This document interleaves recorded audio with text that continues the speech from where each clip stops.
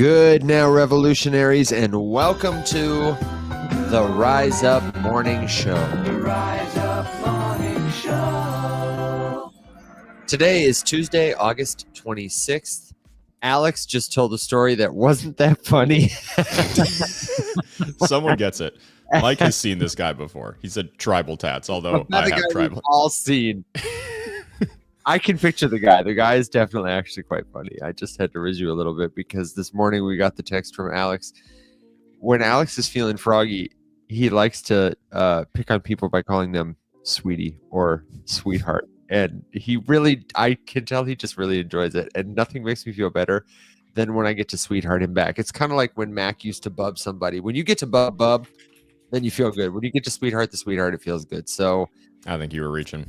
Hello, my honey. Hello, my sweetheart. Isn't that how it goes? Anyway, if you've got a crypto question, if you've got a suggestion, a good joke, a word of wisdom, something for us, then let us know. We'd love to hear from you. We're so glad that you're here with us today. And the first question is going to Will. Several people in the audience have asked, when are you and Cosmic Crypto debating? Are you having a beef? I'm so read out of the situation, but it sounds like you've been dancing on social media and people are expecting crossover content. We had good comments about this yesterday. Some folks were like, oh, we should do crossover lives here and there, and Cosmic was one of the names they suggested. So are we going to get it? Will Watson? Yeah, next Thursday, Cosmic and I are having some sort of a debate. I have no idea. I have no idea what it's going to be on or anything, but I don't even know if it's really going to be a debate. I have no idea what's going to happen. But Caveman reached out to me and he was like, "Hey, dude, how about I host like a debate with you and Cosmic, and like, you know, I don't know, we do that." And I was like, "Yeah, sure." I was like, "Shit, that's it. That was literally it. There's no beef or anything." No idea what we're debating about. No, I have no idea what we're debating. It's just like, hey, do you want to just like, I don't know, just like hop on a live with me and Cosmic, and you guys are going to talk about stuff? And I was like, sure. Good. He's like, yeah, we'll have like some, I don't know, some preset topics and stuff, and we can figure it out. And I was like, I'm just kind of like, you guys can pick the topics. I'll just come in. I'll just come in. We've got Caveman and Cosmic in the audience right now, and Caveman says, hey, and Cosmic says, he didn't tell me that much either, LOL. Yeah, to me, it's just Caveman being like, hey, do you want to hang with me and Cosmic and alive? And we'll call it a debate. And I was like, sure. sure. Debate sounds good. It gets people going. Good. It gets people going. So I don't know. We'll find some things to argue about, I'm sure. Oh my gosh, I look forward to that. Can I be the I will pre-record a ring announcement in this corner. Thursday, be there, that kind of thing, and maybe a little let's get ready to rumble or something. I don't know. I think that'd be fun. I'm always a fan of let's get ready to rumble. You know, with like some boxing gloves and you know, I feel like Will's got like a dolphin jab. Everybody's got a secret finishing move. I don't know what my secret finishing move is a dolphin jab. I don't know. A jab is part of the flipper straight to the eye. Well, that would be a move. Okay, well, I know you only have a couple minutes today. So you both mentioned in your exchange of sweetheart texts that you wanted to talk about order books, limit orders specifically. Yeah, because last night we had Madi on, the co-founder of DeFi Tuna, and he mentioned that, and this is interesting, and I need to go back and listen to exactly what he said, because he said that there wasn't anything in the Solana DeFi ecosystem that enabled you to set limit orders, but then he immediately brought up Jupiter, because on Jupiter you can set that, but he explained how it was different. So I need to go back and listen to how he differentiated that, because at the time I was just like, wait, but I was also looking at the time and I was like, we only have like 5 minutes left and I need to get him out of here and move on to the next thing. But Alex, go ahead. Yeah, so his claim was that there are no spot markets on Solana that have limit orders. And he said what they have instead are Jupiter trigger orders. And for I'll give a few details, but for context, that's kind of like saying that if I sent Will an email that said that invited him to my birthday party, and I sent Evan a letter in the snail mail that invited him to my birthday party, and they both received the letter and they both showed up to my birthday party, that I didn't actually invite Will because I didn't send it in the mail. Okay. I was wondering if there'd be like some kind of, because in my head I heard him say that and I was like, there's got to be something here. Yeah, but at the end of the day, like if you set an order at a certain price and it executes, does it matter? So like basically the technicality that it's a semantic claim. It's a little misleading. Technically, like the textbook definition of a limit order dictates a specific set of steps that go into setting that order and executing it based on specific parameters and the way that the liquidity gets used and whatever. There's like a textbook definition for how big exchanges do it. And then there's the way that Jupiter does it. The end result is exactly the same. And actually, one could argue that the way that the DEXs do it is better. That's a matter of opinion. It's subjective. But the crux of the whole thing is that there are definitely plenty of places on Solana Spot that you can set an order to trigger to either buy or sell something at a specific price, which by all accounts is a limit order. Okay, but the real difference between like what I would call a crypto native limit order is it's fully on chain, sits on an order book, as opposed to like there is an off chain trigger that you're waiting for. That's how I would do. I mean, all the limit orders on Solana that I know of are I think off chain triggers like that. Like Banana Gun would probably be where I would go to set one just because it would be really simple. But there's slippage that's possible with a trigger order, and a limit order is like, I don't know. I usually am with you. Don't let the truth get in the way of a good story. And effectively what you're doing is setting a future price where you want an order to execute. But I do think the distinction is worth it in this instance. And I would also make this is a broader distinction between like AMMs, automated market makers, which is an example of what Jupiter is, and an order book, which is also a way for traders to get buy and sell orders met, but they are technically different in ways I think a handful of users will appreciate understanding. The same way that like staking and lending are different. They both earn you yield by temporarily reassigning your assets to someone else to do something with. Very different, but in effect, you're getting a kickback.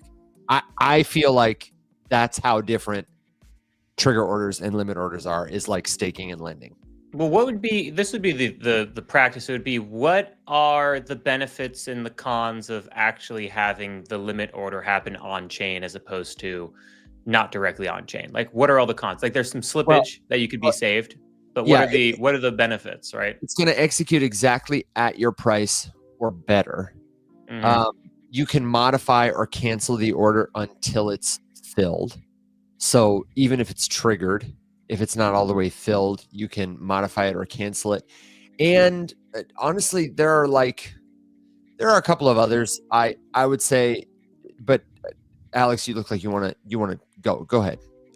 My point is that yes, there may be some technical differences, but I really believe like we're splitting hairs, and unless you're having like an engineering conversation about this, like for everyone's intents and purposes, if what you're trying to do is make a purchase or a sale of a thing at a specific price with specific parameters met and set, you can achieve that with a trigger order or a limit order. It's the same thing.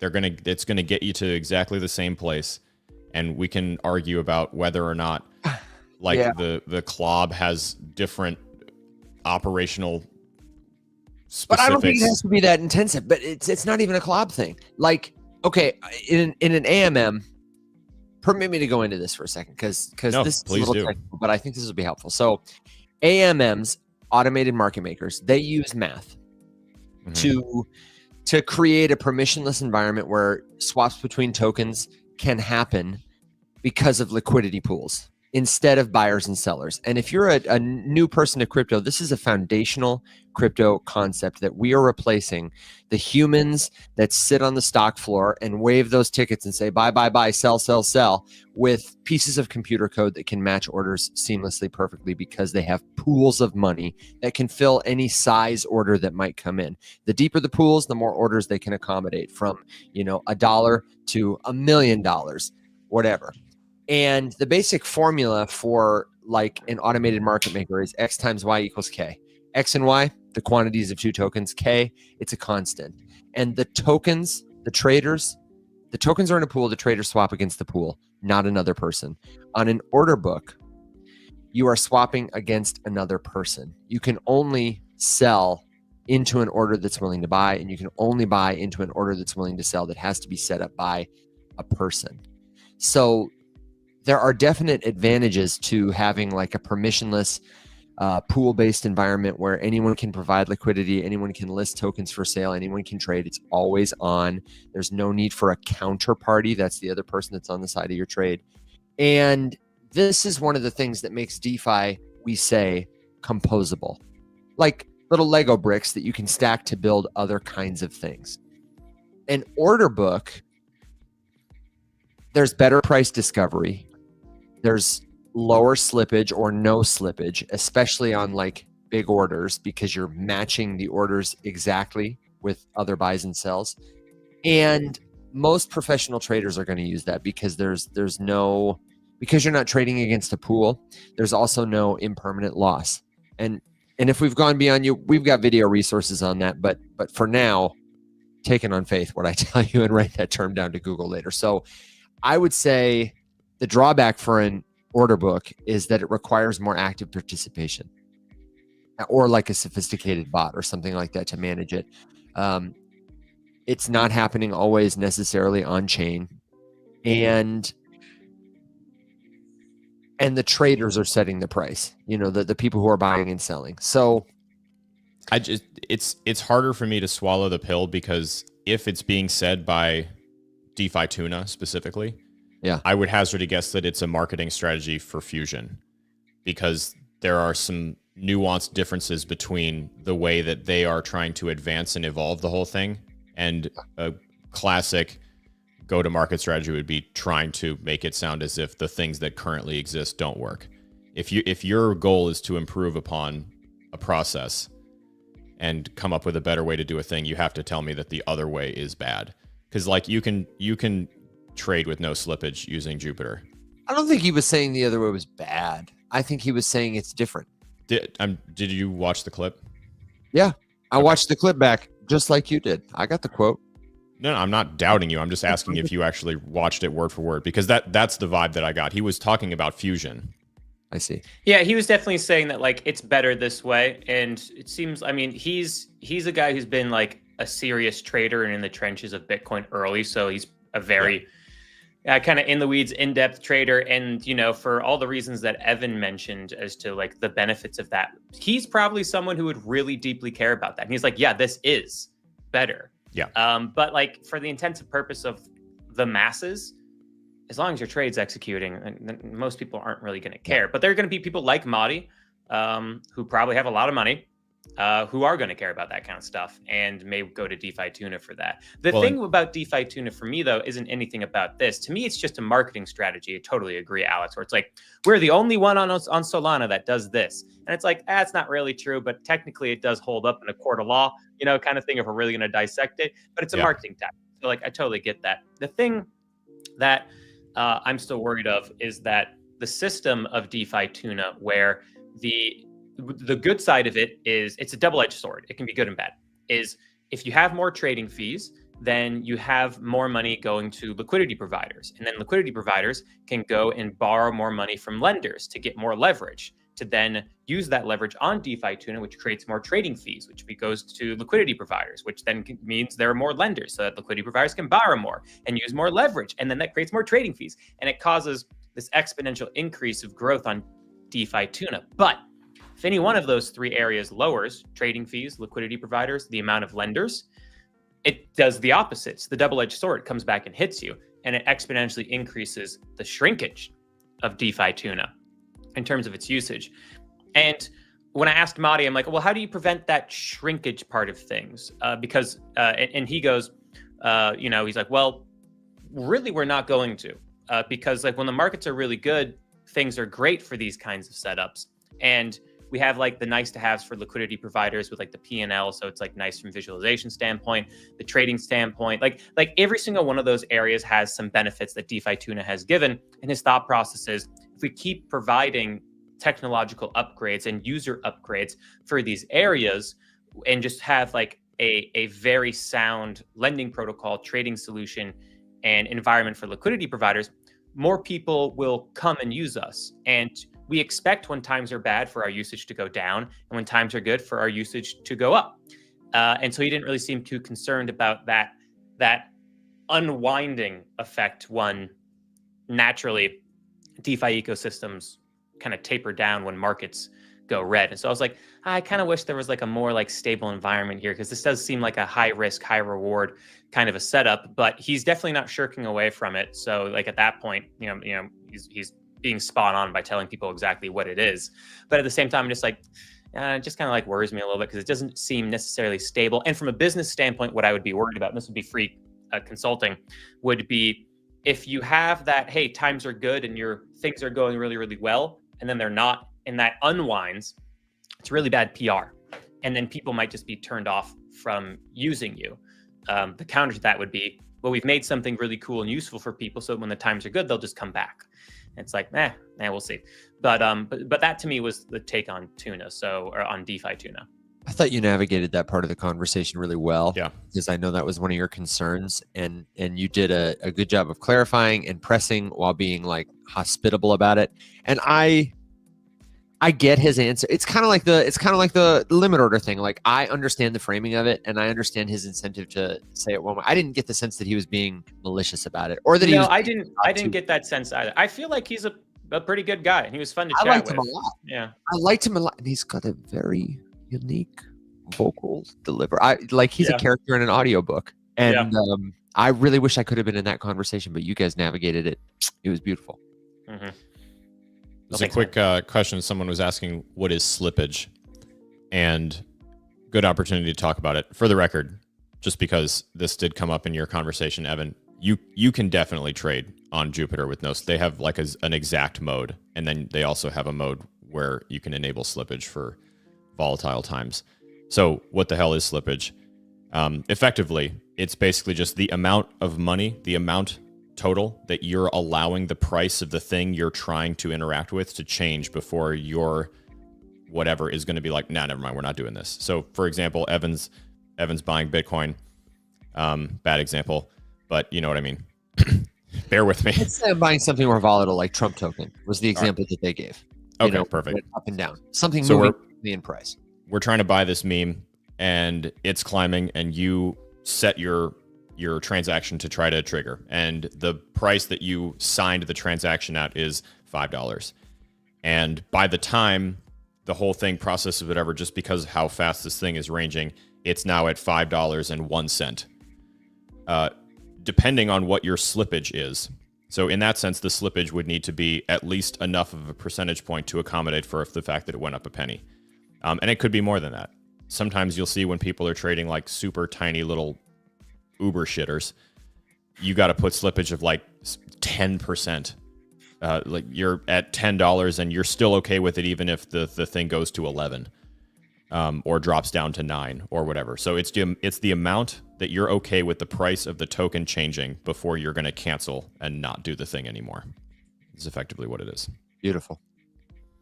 Will, I know you got to go. So will you give us a final thought? Final thought. Let's see. I do think that because of the Bitcoin liquidity heat map, market's very financially incentivized to head down to about $107,000 to $105,000. But then after that, guess where the big financial incentive of the market is? $120,000, $122,000, and $125,000, to the tune of right now about $200 to $250 million worth of liquidations at all three of those levels. And as the market goes further down, there's going to be about $1 billion worth of liquidations for market makers to make by driving the market right back upwards.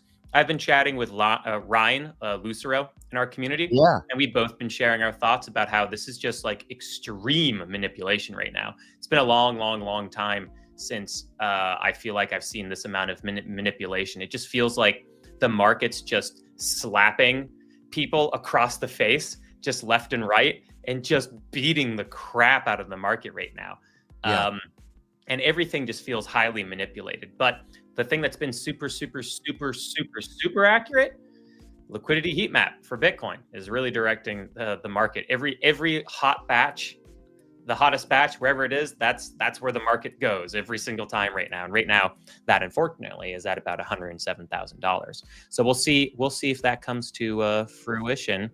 And then timing wise, I think that dip could happen at some point this week. Maybe I would love to have it happen at some point on Wednesday, because then we get the NVIDIA's earnings reports late at night or later on Wednesday, which would mean it's probably going to be good news. You got to go to the monthly time frame. Or sorry, the 3-month chart for Bitcoin liquidity. Scroll up. What is max pain? Because they gave me the option to show. See where it says 24 hours. Right. Nope. To your right, to your right, to your right, to your right, to your right, to your right. Don't disrupt the viewing experience. I'll find it eventually. There you go. I don't know about the max pain thing. I don't know. I've never looked at that myself. I'm gonna find out. Yeah, but you can see there's all that money. Put your cursor over that yellow batch right above 105. Nope, further down. That's already been grabbed by the market. See, $314 million, $320 million worth of liquidations is what the market makes if it hits that point. In fact, it makes more because all those liquidations are there. And the next hottest, brightest yellow points are back up at 120,000 to 125,000. But you know, the market will go down. It'll liquidate all those positions so that the Binances of the world can get paid. And then the market will go, cool, where's the next place we get paid? And then they talk to their market makers and they go, cool, let's make the price go that way now. And then you'll have that happen. But what's this site? This is CoinGlass. This is CoinGlass. Yeah. There's some really cool, beautiful metrics. Yeah, and I've tried to pull up CoinGlass's Ethereum liquidation heat map, and apparently they have one, but I can't find it. So whatever. You can look at Bitcoin for everything anyway to just figure out how the market's going to go. So it's fine. Well, they've got a hyperliquid whale tracker. Is the white whale out there? How fun. I mean, if he wasn't, they really got to update it. Yeah. Oh my gosh. I really want to find out what this max pain thing is. Anyway, not to distract from your final thought, Will. Yeah, that was it. So that's just what I'm thinking for the market. And I'm dollar cost averaging. I probably won't buy today, but I'll probably buy some tomorrow, and then maybe on Thursday, and then maybe on Saturday, and then maybe on the next Tuesday, and then maybe Wednesday. And you know, I won't buy every single day, but I'll be buying every few days. But every day except one. Yeah, every other day just about is probably what I'm doing. The final follow-up before you walk out the door is, do you think that the Bitcoin ETH options expiring on Friday are already priced in? I don't know, and I don't know if it necessarily matters because we have so much important data Wednesday through Friday that's going to shake the markets. NVIDIA's earnings report on Wednesday after trading at like 5 o'clock Eastern Standard Time is going to destroy or cause the stock market to absolutely skyrocket, which will probably cause crypto to skyrocket or crater. And then we have jobless data on Thursday. That's always going to be important now heading into rate cuts. And then you have the Fed's favorite bit of inflation data on Friday as well. So, you know, it's going to be NVIDIA's earnings report that's really going to shape the week. Interesting. Beautiful. Yeah. Thank you. That's it. I got to go, guys. See ya, ladies and gentlemen. Bye. Watson. Okay, let me shout out our friend and community member, Matthew, my friend. He has become the very first official sign up for our Web3 101 community guest series. If you missed my announcement yesterday, we want to hear from you. When Will said Ryan Lucero, he was in the mod chat in our community in the Situation Room and made the suggestion. We've mulled this over many times and thought, oh, you know, wouldn't it be great to have some of our friends from the community who are not like here creating content, who are just trying to learn on the show? And he was like, you guys really should do that. And we were like, yeah, we should. Now that we're in Circle, no more excuses. We put a post up. It's in the premium forum. If you want to be on the show to share your story, we would really, really love to hear from you. You got to go to the community, get the link at rumshq.com. It's totally free to join. Start a premium trial because it's in the premium forum. You get free 10 days and then you can cancel. Sign up and then cancel. I won't be sad about it. Get the free ebooks and PDFs and then cancel. And sign up for a discounted coaching, whatever. It's very valuable, we hope. But we understand that not everybody can pay to play, which is why the community, everything in it, that will help you learn will be easy to find totally for free. rumshq.com is the place to go. And a special shout out though to the premium members, because you guys are really like, I'm just so impressed with like the folks that have continued to show up again and again and again. And everybody has learned so much. I love when somebody new comes in and asks a question, and then somebody who's been there a minute, especially one of those premium folks, they're just nicer too, I feel like, answers it, because I know they're going to answer it as you or I or Will or better would. So thank you guys for being the very best part of what we do. If you're trying to learn crypto, that's the secret alpha. You should find a group of friends, get into a community like that. There are lots of great creators on the internet, but there are also lots of pockets of the internet that are just seedy, terrible, disastrous places to put your time or your money. One or two. And generally speaking, you got to watch out. Getting into a room of people who already use crypto is the fastest way to accelerate your learning journey. You get to share what you're working on. You get to ask for a second opinion, because it's not that they're smarter than you. You know, we're not some special guys, but a lot of the stuff in this space, if you haven't seen it before, it looks new and can fool you. I was just making a video yesterday, Alex, about the comments we get on YouTube all the time, those bait wallets. And they say, hey, I've got $30 of USDT over on OKX, and my seed phrase is, you know, cloth, garment, Jesus, whatever, you know, and then they want you to go there and explaining how that scam works to somebody who's never seen it before. Somebody unscrupulous might see that and think, oh my God, there's free money on the internet. Solom said, fact check yourself, Evan. Alex is a robot made by Disney. Don't come for me. Sorry, man. Fact check yourself, brother.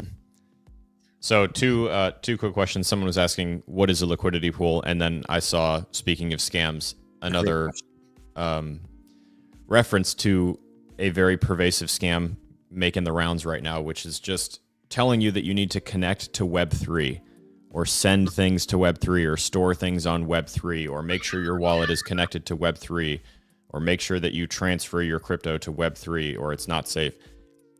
It's a scam. It's a trap. If anybody tells you to transfer anything or send anything or make sure you're storing anything on Web3, which is a marketing term used to describe the entire blockchain industry, and it does not refer to anything specific, and there is no such thing, they are trying to steal from you.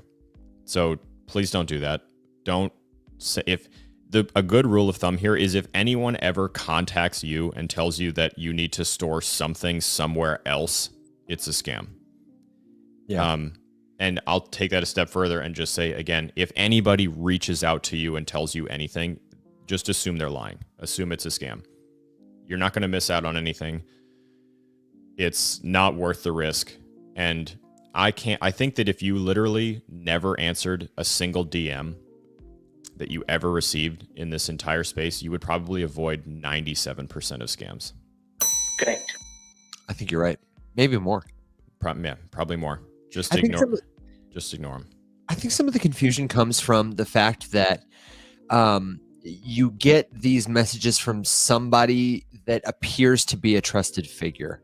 You get them from somebody who looks like me or Alex or Coach JV, or there's a video that comes across your For You page and it's got my face and it's got my voice and it's a video that I would make, but the text on the screen says, you must back up your wallet to Web3. Yeah, real quick, shout out to all the live gifters because we're getting gifted today. I sound like one of those mega church pastors. God is blessing me today. My hand is open for the blessing, and if your hand is open for the blessing and you're scrolling through TikTok and you see some, or you get an email from Coinbase, that's a really prevalent one. Just know that those are not the real Coinbase. They are not the real Alex Popovich. It's not the real Coach JV. That is somebody. It's like the IRS. They're never going to call you. They're never going to call you. What did William quickly say on the show the other day? He said, if you get an email from Coinbase that's trying to be helpful, it's not Coinbase. I thought that was so funny. You got to be in crypto to know that one. But yeah. Correct. But no, just assume everyone who is reaching out to you is trying to steal from you. Just assume that, and you'll be fine. Yeah, that's right. Don't fret and sweat. And if you need a second opinion, come to the community. Go ahead, Alex. Take it. The next one was, what's a liquidity pool? Good I'm question. going to try to do this in one sentence, and then Evan, I'm curious to see if what you would add to it. You did it with limit orders and with slippage, I think. So you're on a roll, dude. Liquidity pools maybe feels a little more like a stretch, but we'll see. We'll see what happens. So, Okay. God damn. People in podcast land are missing. We just got a whole lion running across the screen over on TikTok. Thank you, Solo. Oh my gosh. Really, I was expecting that one to be one of the yesterday? ones with sound. I am sorry. I think I rugged Solom. I have the sound on my phone turned down in case somebody like calls Me it. too. Sometimes I forget, and we'll get a GIF like that, and it'll be like, like a lion roar or something. So sorry to rug you on this sound. Maybe we can do a gift-thon at the end and turn the sound up, and we can have like the party or something. Stay tuned. Ragin, I'll answer that one as soon as I finish this one. So, liquidity pool is a place where at least one kind of cryptocurrency token is stored to facilitate buys and sells from people trying to trade that crypto. Yeah, I'm happy with that. You can go into a lot more detail. So now that my challenge is over, essentially, usually it's a pair. Usually there's two things in there, because as you're trading crypto on a decentralized exchange, which is what we're talking about here, you're usually swapping between two things, whether that's between a stable coin and the thing that you're trading, or between two volatile currencies. You're trading between Solana and another token that lives on Sol, or Ethereum and another token that lives on Ethereum, or any blockchain. So the liquidity pool would be a place wherein, in that case, Ether and the other thing are sitting in there together in matched quantities, provided by people who get to earn fees based on the trades that happen in and out of that pool. And then if you wanted to sell ETH and buy that other token with it, or the other way around, you could do that in and out of that particular liquidity pool. So it is a place where liquidity, aka money, sits to facilitate trading. It's probably the simplest way I could say it. That is beautiful. I would just add to explain that these are not literal pools, literal buckets with physical money. These are smart contracts, which is like a type of Good wallet distinction. address. If your wallet address is like a file on your computer, smart contracts are more like file folders or like app programs. They live on your computer. In this case, the computer is a blockchain, which is like a computer protocol that many different machine computers run.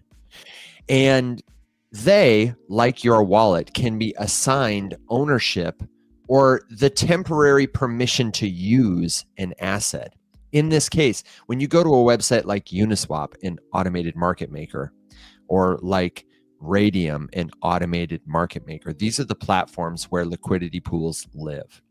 They either create a platform where they deploy computer code, these programs, smart contracts, to function as liquidity pools, or they allow other people, like our friends at Gauntlet, who came on the show the other day, to curate the computer code that they'll host on their platform, which essentially is parked there. And the interface usually looks like this. I've got it on the screen right now, where you tell them which assets you want to swap in and out of, or you can go and explore the different pools people have already built. When Uniswap first started, these pools weren't here at all. There was nothing here. Now that Uniswap is the leading decentralized exchange for all, Ethereum chains, this is full of different pools, which are all just computer programs that facilitate the swapping, like Alex said, of these assets. If I was to go to this pool, what's actually literally happening when I choose to add liquidity is I am signing a transaction with my private key from my crypto wallet to temporarily reassign the right to use, in this case, my WISE and my ETH tokens. For people in podcast land, I'm looking at a WISE ETH liquidity pool. There are always two assets, sometimes more, in a pool. I am temporarily reassigning an equivalent amount of these tokens to the pool. Some pools allow you to specify a price range at which they will be used, but generally you're just going to send them to this pool, and whenever there's an order, your tokens will be used to fill it at whatever price, and you get paid a percentage of the transaction fees that the users who are swapping pay in accordance with the amount of your position. If the pool, it's just like a pool of money. If we all made a pool of money together and I put $10 in and wrote my name on them, and Alex put $100 in and wrote his name on them, then when somebody came and wanted to swap their euros for dollars using our pool, they would maybe pull a dollar bill out that had my name on it. It's more likely they'd pull a dollar bill out that had Alex's name on it. So it's more likely that his liquidity would generate more fees than mine. You got to spend money to make money kind of thing. You plant a potato seed, you get a potato. You plant $1, you get $1. You plant a $10, you get a $10, that kind of thing. More than you ever needed to know about liquidity pools. Oh, and would you look at that? In the live comments, Coach JV, and I'm going to block him because do you know what? It's a scammer. Do you know another one? I already muted one. I mean, they're prolific. It's never the real thing. Any final thoughts, Alex, on liquidity pools, how they work? Would you explain it differently? I have really found myself talking about that a lot lately, about smart contracts and temporary reassignment of your assets for staking, for lending, for liquidity providing. I talk about it all the time now. Yeah, I think the only thing I would say is just another, I guess, word of warning that I've been seeing a lot of content starting to flow around about like making massive amounts of passive income or like yield farming using liquidity pools. So I guess first of all, it's definitely like a real thing, but in order to make a tremendous amount doing that, you really need to supply quite a bit. And I think that it would really behoove you to spend a little time going through the risks, just because this is not like as the potential for return in crypto goes up, so too does the risk. And none of this is guaranteed, and it really depends, like where the whole liquidity providing thing, putting money into these pools to make money on the fees, is like one of the more complicated things you can do in DeFi, unless you're starting to get into some crazy loop type setup that you're running between different things or arbitraging or whatever like that. But well, and Alex, that's why we call it yield farming. If I was like, let's say we're both going to grow a farm, a garden. If what I did was just throw seeds in the ground and hope they got watered by the rain, that would be like the most passive form of gardening. If that was you or me, would you expect a lot of plants? Probably not. Like you might get a couple if the soil's good and the weather's right, but you're leaving a lot to chance. That is like parking your assets in a whatever vault and just forgetting about them. If you were a professional industrial farmer, you'd buy a tractor, you'd watch the weather every single day, you'd be out looking at your crops, you'd be moving things, you'd be hiring a field hand. This is how active you can be. If you want to make like serious revenue in liquidity provision, you probably have to have that kind of active operation where you're, setting the ranges at which your tokens will be used, swapping in and out of liquidity pools, looking for the best yield. You'd have to be a lot more active. Which is not to say it can't be lucrative to just throw a couple seeds on the ground and enjoy the fruit that comes up. We do that all the time. That's my preferred method of yield farming personally. But yeah, it's not what the big bucks are. In answer to the question, what's the best rate of return for staking? That's kind of like what I was talking about. So first of all, no method of just staking really has phenomenal rates of return. And if you're staking, your returns are in the cryptocurrency that you're staking. Which, again, this is now starting to get into some of the distinctions between things you can do that will accrue interest. So staking is a very specific way to earn interest in the thing that you're staking. Number of places you can do it. Some exchanges offer staking programs that are not real, but that kind of function the same way, wherein you can just earn interest for holding things on those exchanges. In that sense, it's extremely unlikely that they are staking them and earning validator fees. It's much more likely that they're facilitating more trades and paying you an interest rate for letting them do that with your money. Or you can stake by yourself. This is a fun, good rabbit hole to fall down. It speaks a lot to the basic way that lots of these blockchains these days function. And actually, Evan, I was thinking about that. Speaking of functionality, earlier when we were talking about this whole idea of like order books on chain, Yeah, this is like the entire reason that they built Say. Just for Oh, is that reference. Right? So if you really wanted to fall down another rabbit hole Say, which nobody uses, learn about something interesting. Say uses a consensus mechanism called Open Order Book, and it effectively publishes the full like order book on chain for everyone to see all the time. And the whole point of it was to make DeFi smoother, safer, more consistent. Hurt the ability to get front run. It's like an anti-MEV thing. That's a fun deal to fall down and read about if you're curious. So we have a question in the audience from our friend asking about grass. And the only grass I know is not really a token. It's the kind you mow. It's the kind you might inhale. It's the kind you put in an Easter basket. It's greener on the other side. This is Dave wants to know about Grass. It's a browser extension that uses your unused bandwidth for others. It's like a DPIN, and Grass points. I don't know if you remember this, Alex. They were hot a while ago. It was like a trending thing. Grass was the big speculated on airdrop.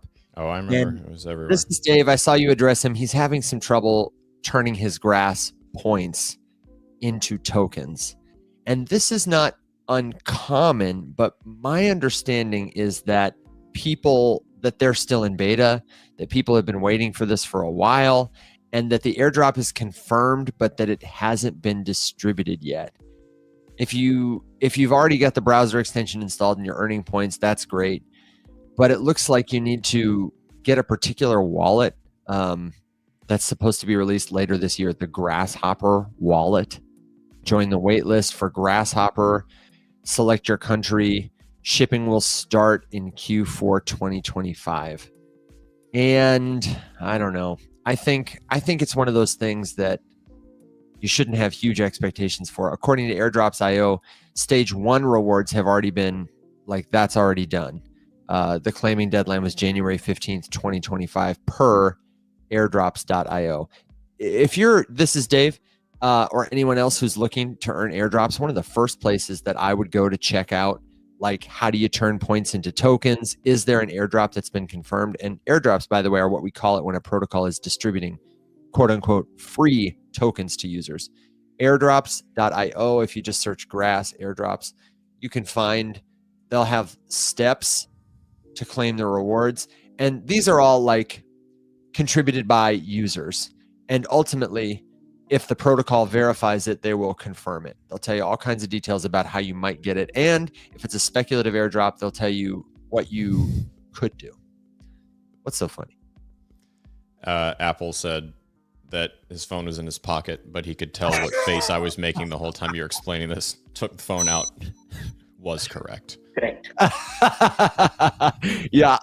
Alex, why is it that you were making that face? I'd like to know. What is it about this airdrop that turned you off? This is free tokens, man. What's wrong with free tokens? Yeah, nothing's wrong with free tokens. It's wonderful. It's so great. I love it so much. I am a big fan of this. I hope that we continue to do more of these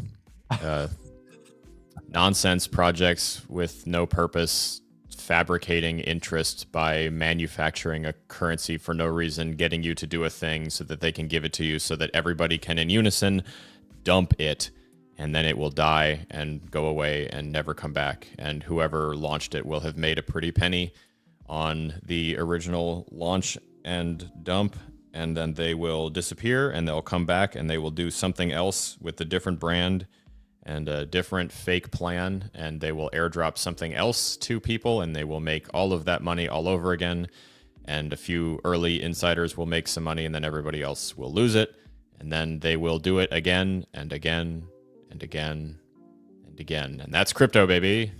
Yeah. Alex is jaded to it, and honestly, so am I. It's not that some of these protocols can't be promising. We had our friends at DPIN Hub on the show, and our venture correspondent, Jeebs, shout out to the new addition to your portfolio. I hope your family is happy and healthy. Often says that DPIN is a great way to get involved with some of the more innovative stuff happening here. But, you really shouldn't expect that the tokens you get for running a browser extension or putting a dash camera into your car or, mapping your steps, if they turn into money, that's like buying a beer when you're hanging out with me and Alex one day at Rise Up IRL. You know what I mean? It's probably not going to be life-changing money if it ever even becomes liquid. Some of these never become liquid. Pi token, Jessica mentioned it in the comments, is the most famous example. Most of them are not a good investment of your time and never return any money. It's just nonsense is what it is. Like, it's just pointless. So like Mike just asked about, well, what about a hot dog eating contest? And let me tell you why that's different, completely different. And what would be... Speaking of hot dog eating contests, you only have a couple more days to log your dogs. So if you're a hot dog eater, you want to try and compete, head over to logadog.xyz. Shout out Mike. Are you going to win? Maybe. Am I going to win? No. And Mike, we haven't talked about this, but I think your leader on the board is recycling buns and dogs. Based on a long-term comparison of their photos. As somebody who goes through and judges every day and looks, I'm like, I'm pretty sure this person is, taking a picture of the same dog from 5 different angles. That's the same bun. I don't know. You sign an honor pledge and you are on the honor system that you're going to log all your dogs, which means eat them all. But, when you put up an ETH prize, I get it. See, the thing that would make Logadog a shitty grift instead of what it is, which is a wholesome and fun contest that includes an on-chain component, it's quite literally just as simple as the fact that Mike did not create, I don't know what the ticker would be, a hot dog cryptocurrency that he is like airdropping to people and rewarding specifically. Like every time I see a prize pool, it's for ETH. Or it's in he ETH. does have a hot dog token, and it plays an important role in the ecosystem. The fact that I didn't know it existed until right now is the difference. Yeah. Correct. Mike has done really great work on this. We got to get him on. I've distracted you, and I'm bringing you back to pointless tokens. But when Logadog is done, Mike, you got to come on the show when you're not at a 1 to 5 level 5 sprint over at Coinbase. We really, really, really want you back. Like Michael Jackson, baby, I want you back. Okay, come back to pointless airdrops with me for a second, because I just found on X this page from somebody who's farming grass because their stage 1 claim is done. I haven't found anybody who made life-changing money with this, but here's somebody who is farming for stage 2. They said, I just hit tier 9 Vanguard, the highest tier on grass. This is how they hook you. You remember the super airdrop, Alex? Yes. They had that roadmap that had like 900 steps or something that you could like level up to. Yep.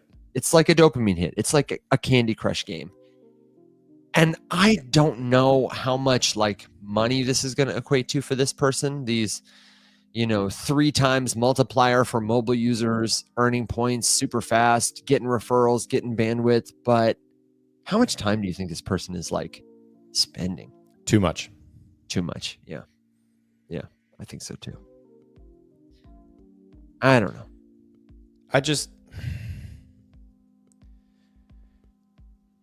I'm tired. And it's the same stupid playbook over and over and over again. It's never worked once. And yet we in this industry refuse to like listen to any... I'm about to start whining. We don't learn, and we don't think we have anything to learn. We just sort of keep doing the same stupid shit over and over again. And to be very honest, it's really even hard to blame people because half of this industry, is being generous, is like super short-sighted and just here to grift because it's easy. And in that sense, we're just like, okay, well, I know this playbook works. I know exactly what I need to say to get a couple $1 million from some VC that I can guarantee a quick flip on because I'm going to drop some sort of token. And even the most bullshit token is going to do a pump and crater. So someone who can buy it dirt cheap from me right now is going to make a killing.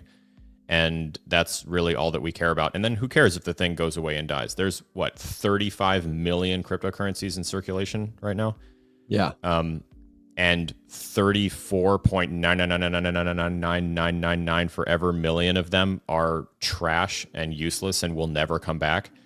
And there was no point. I mean, We basically found a way to to make Kickstarter, to take out like all of the protection aspects of Kickstarter and use it to just grift everyone by pretending that they are all going to make lots of money because they're early to revolutionary technology. And that's like most of the industry.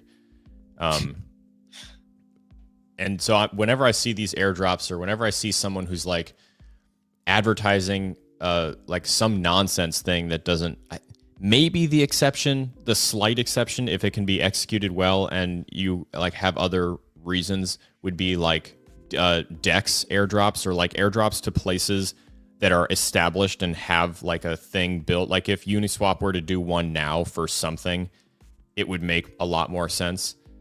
Because I'm certainly not like anti-airdrop. Right. But I'm anti-using an impending airdrop to get people to use a thing they would never ordinarily use, or you would not be able to like get any users for without dangling the free money carrot. And then, honestly, I don't even have a problem with doing that.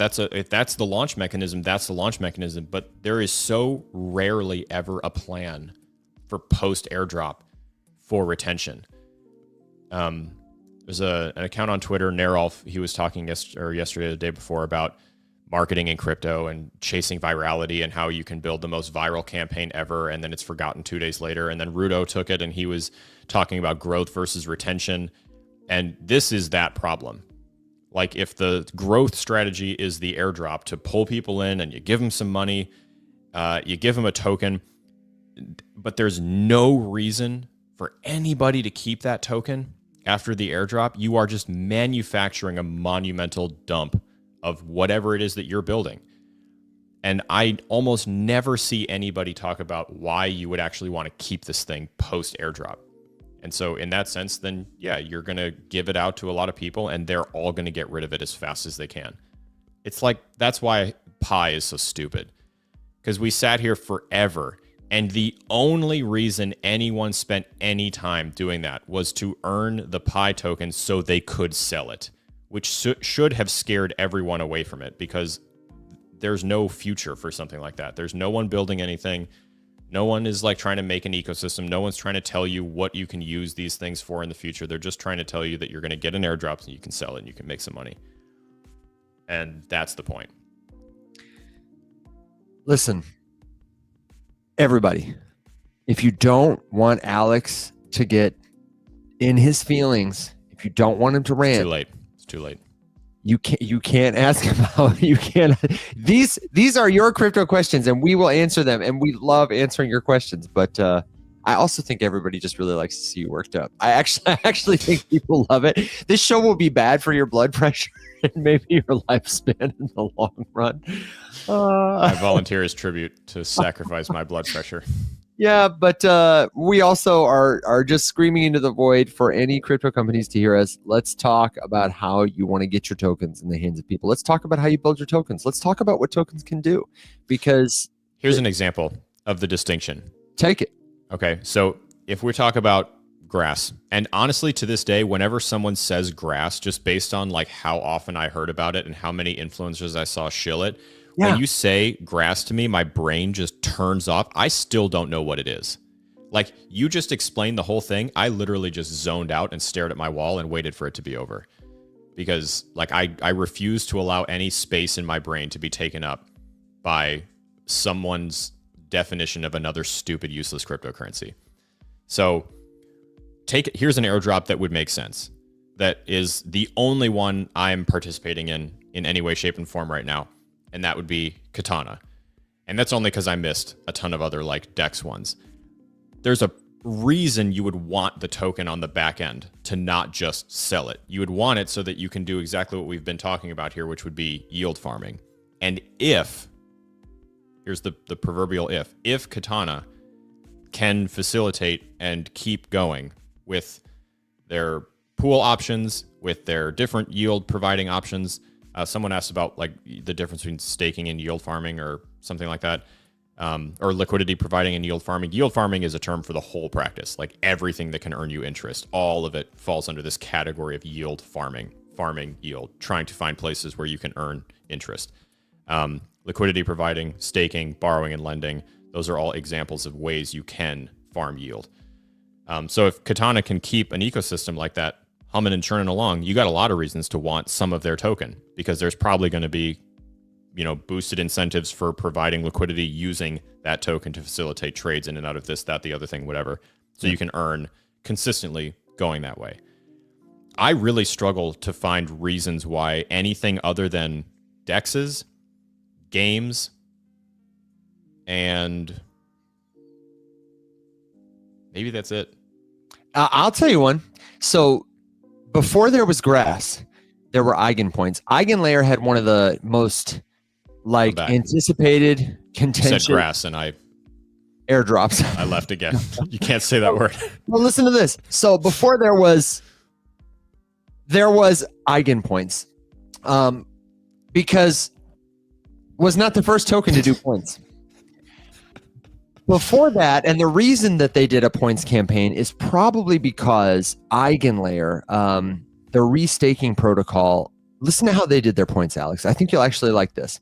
Eigenlayer is a restaking protocol, and it's kind of like the Amazon Web Services of crypto, where in the Web 2 world, we all rely on Amazon to have the computers that host the internet, and we rely on them to pay the money to keep the server farms secure and put them all over the world and pay people to run them.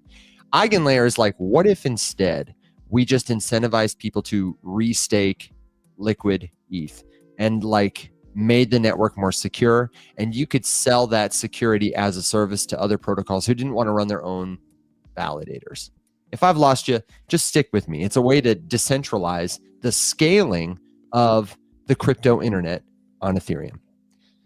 So their mainnet went live in 2023 in the summer.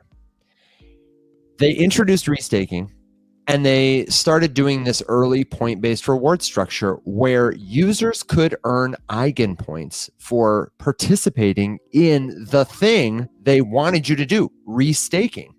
And then they allowed people to continue expanding the network, delegate, operate what they call AVS, which is probably a clever acronym to sound like AWS. And then they airdropped their actual token to these people who had earned these points. And ahead of the airdrop, people were creating synthetic tokens to represent Eigenlayer points because they were only going to distribute so many. And not everybody who is restaking was going to get these points. And everybody wanted them because they were like, oh my God, we're actually using this protocol. It's generating revenue. It's going to be huge.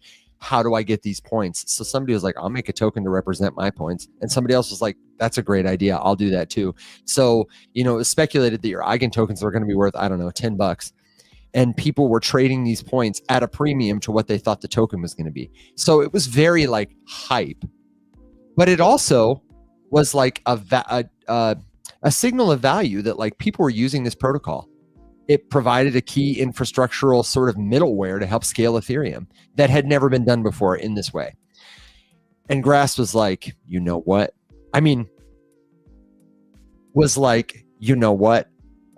to steal that points thing. And Supra did it too. Everybody started doing points, but Eigenlayer did it first, and they did it well. Because it was tied to a functional ecosystem, a product, a service. It was awesome. You would have loved it. But see, that's the huge difference, because loyalty points that exist in places that are useful make perfect sense. You incentivize people to continue to use your things so they can take those points and do more things in your ecosystem, whatever that is.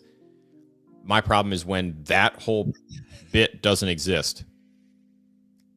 And so we manufacture a point system to cover up the fact that there is nothing to do there, or there's no reason to be there, or whatever you have is not enticing enough to be there, and you're just competing with so many other things. Here's a good example. Abstract. Abstract is giving you experience for doing stuff on the platform. But guess what? Plenty of people really enjoy streaming. And Abstract built a native streaming platform, and you can earn XP for streaming there. But you can also do so much other shit. The points are the experience is a one piece of the fact that you can also earn revenue from being tipped on the stream. You can do all sorts of stuff with tokens while you're streaming. People can contribute in different currencies. You can stream the same way that you would be streaming your game, your talk show, your whatever, like all this kind of stuff. So it's like it's its own platform that you can earn XP on at the same time. And whenever you see people talking about earning XP, there's not really I never really see the conversation going towards like, how am I going to sell this XP? It's just, people are having fun doing a thing. No, but I would definitely say there is a group chat of people who are really interested in like farming it in order to get more. Of 100%. Yeah. Big time. But I would go so far as to say that if they do an airdrop and it's lucrative and whatever, as long as, and I hope this is a thing, Finn, looking at you, I would assume, I would be mind blown if it wasn't. Like, okay, how are you going to keep people on the streaming platform post airdrop? And there's lots of different things you could do. I mean, that's the nature of creating the business model. But I would have to imagine that the whole purpose of waiting is to build an ecosystem and a community of people who enjoy streaming on Abstract, and then you reward those people. Jupiter is a good example. Jupiter did a killer airdrop. Tons of people made a ton of money, and guess what? They're still killing it because there's a lot of reasons to be there, to do things with it, and to use the token for stuff. So that's the problem. J Heat was asking, so I hate every project. No, that's ludicrously reductive.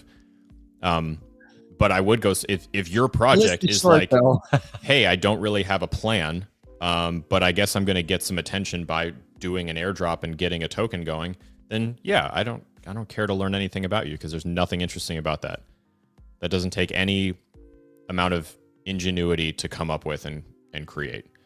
So there's plenty of projects that I think are really neat that might do an airdrop. And like I said, if Aerodrome did one right now, I'm sure it would go really well. I'm sure people would make money. I'm sure they would sell it. And then I'm sure they would continue to swap on Aerodrome. Okay, but here's the thing. Aerodrome is doing an airdrop, but the way you get it is by participating on their protocol. Like, yeah, there you go. Who do they give their tokens to? They give it to people who are providing like services on their platform, who are not restaking. What do they call it? Locking their token. Morpho does the same thing. That little bonus yield. A lot of DeFi protocols, I think, have the most successful like airdrop because they give them to the people who are providing the value that lets them like do their job, the raw materials. And those people friggin' love it. What do they want? They want Morpho tokens, and they want to get more of them. So they're like, take my money. And that's why I said games too, because in theory, if you can create a game that's fun enough to keep people playing and doing whatever, and then you have some sort of in-game currency, and spoiler alert, every game does, then if Supercell were to do a gems airdrop to people who have spent the most time raiding, that would make perfect sense. And those people would probably, even if they could sell those gems, they would probably reinvest them back into their base. So a game makes sense because there would be a reason to then take it and use the airdrop for something, weaponize it, reward yourself a little bit, stay there and keep doing the thing. Maybe you'll earn more, maybe whatever. Like that makes sense to me. But like, I can't say it or I'm going to zone out again. Alex, you can't zone out again. You got to go. There's just more. I'm just saying but you know as well as I do, there are so many wherein there's nothing there and we just like, hey, click this and post this and use my new social media platform to farm this airdrop thing, talk about this thing, this whatever. I honestly think Kaido is like on the cusp of just being this. And they've struggled with this for a while. And in their defense, they're pretty agile and they try to like compensate and fix for it and correct for exploits and whatever. But like, it's kind of the thing. It's like, what are we doing here? We're just using Twitter. So like, you make me spam everyone so that everyone is sick and tired of hearing about me while a campaign on Kaido is running. And then at the end of the day, I'm just using it on Twitter. I loved when 0x Dave came in the chat and said, and then Kaito came. it was like an anime transition. And I was like, whoa. Okay, Alex, you got to go. Tell me what's your last thought. That's the thought. That's the thought. That's the thought. Friend, thought leader, and lovable neighborhood curmudgeon, Mr. Alex Popovich. I'm going to take a couple of minutes and wrap up some questions for the folks, but we will catch you tomorrow on the show and possibly with Mike. I saw him in the comments saying he's off tomorrow and Thursday. So Mike, get at it. We'll see you later, Alex. See you guys. If you are still here, I would love to know what your final thought, your last minute question, suggestion, good joke, word of wisdom, prediction, etc. is before we ride our dog and pony into the sunset. I will take as many as I can, rapid fire style. The first one is thoughts on midnight. Okay. Midnight is the worst user experience I have had in recent memory for an airdrop claim, personally.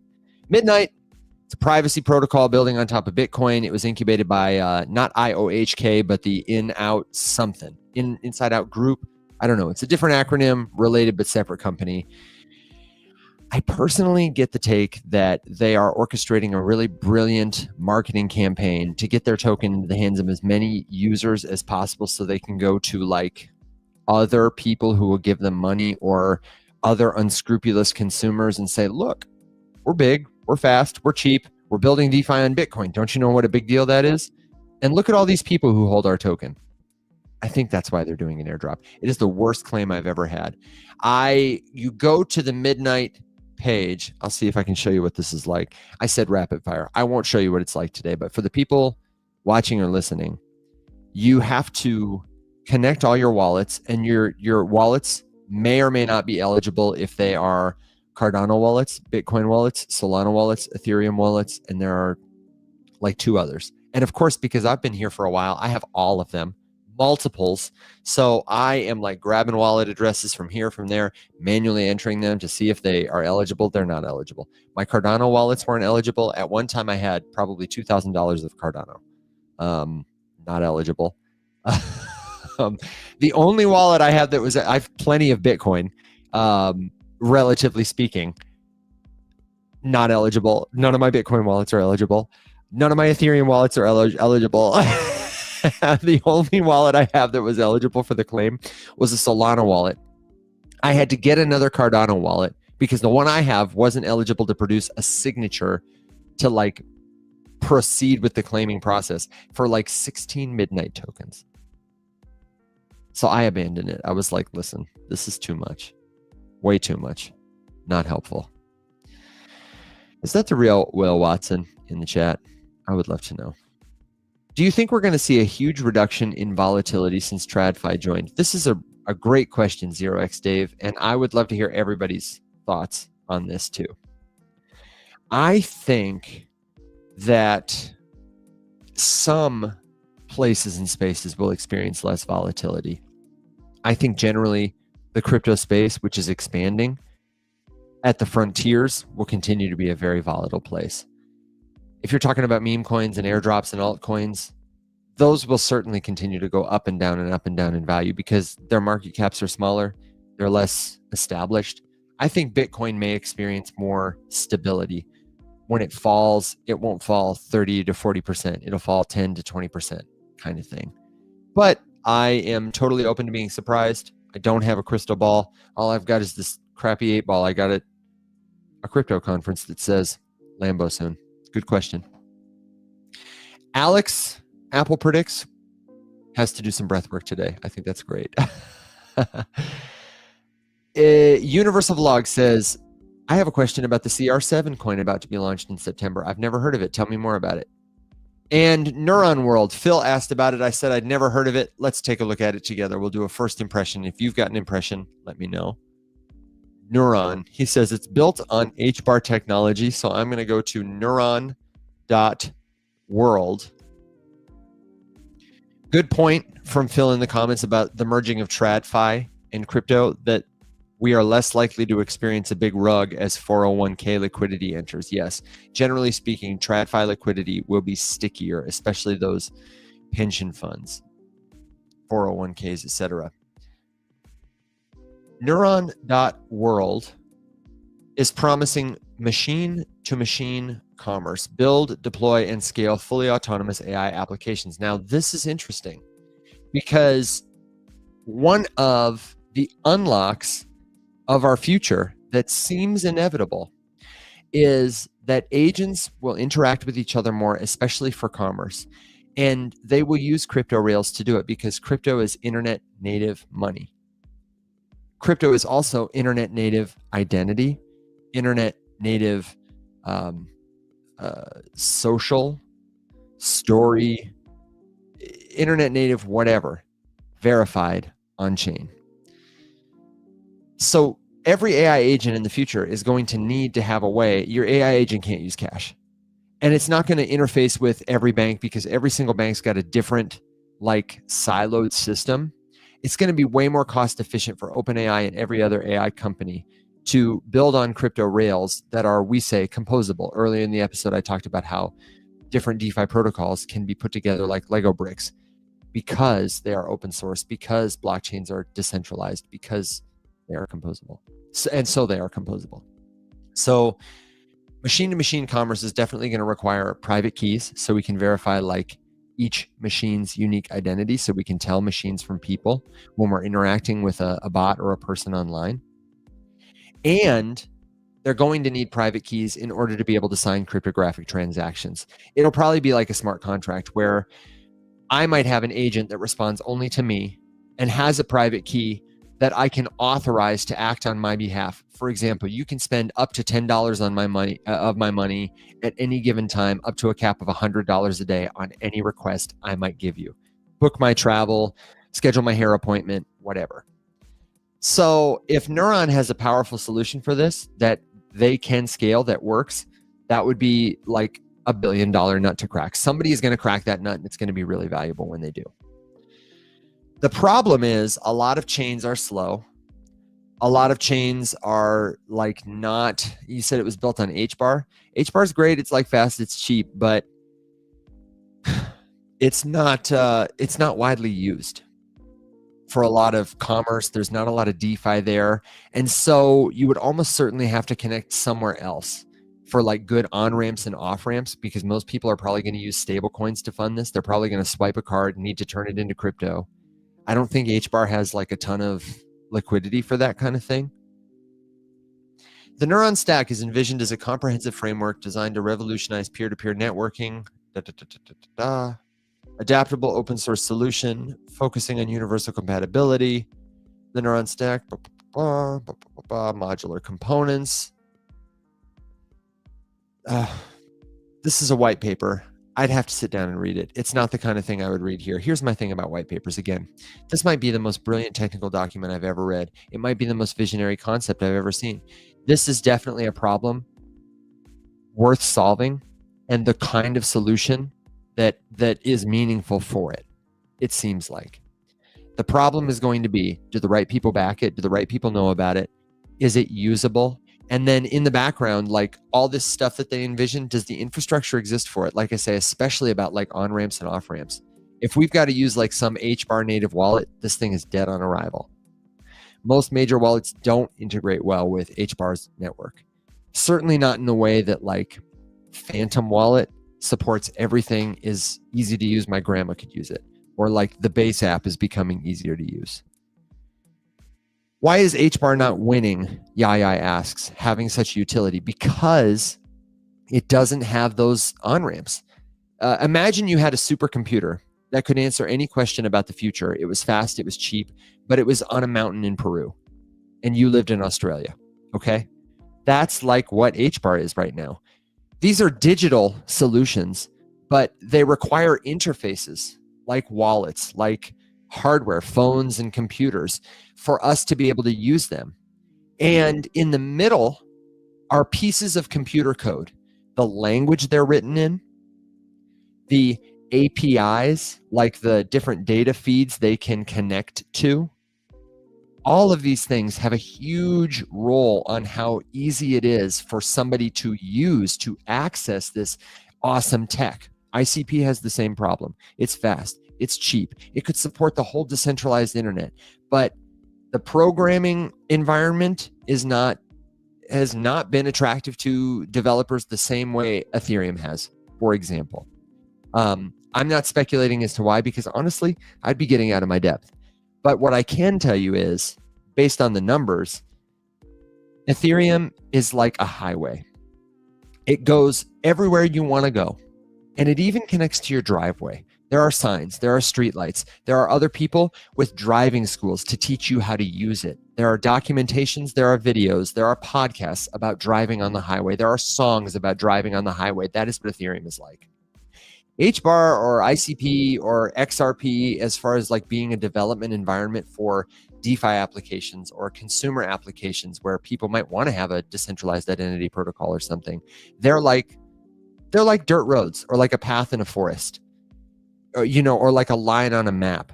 You can use a map to find out how to get from here to there, but you might have to like go over the river and through the woods and like cut some vines along the way. You might be the first person to walk that trail.